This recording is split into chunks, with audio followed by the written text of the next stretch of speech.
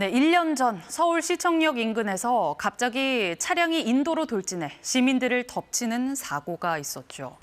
회식하던 직장인들, 퇴근하던 시민들, 평온한 일상을 보내던 이들이었습니다.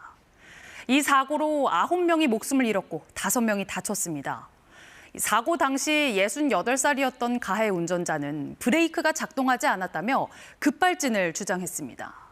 하지만 지난 2월 1심 재판부는 운전자가 가속 페달을 브레이크로 착각했다고 판단해 금고 7년 6개월을 선고했습니다.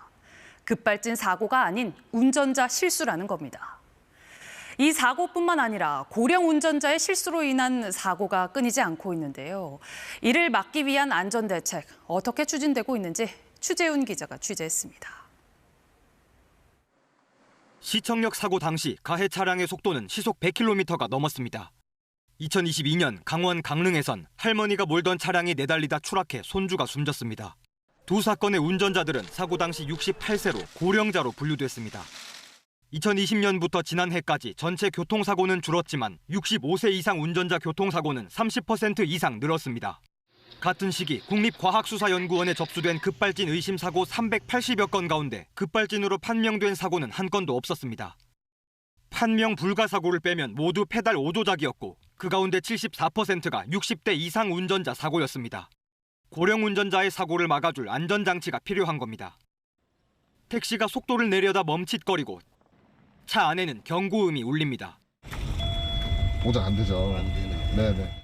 시속 15km 이하로 주행하다 페달을 3개 밟는 경우 안전장치가 속도를 줄여줍니다.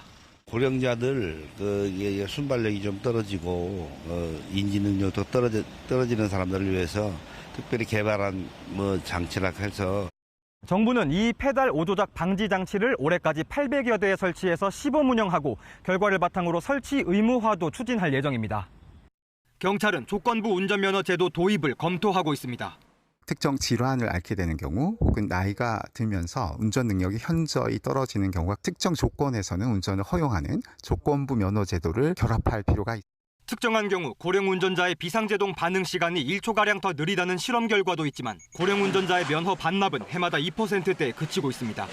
KBS 뉴스 추재훈입니다.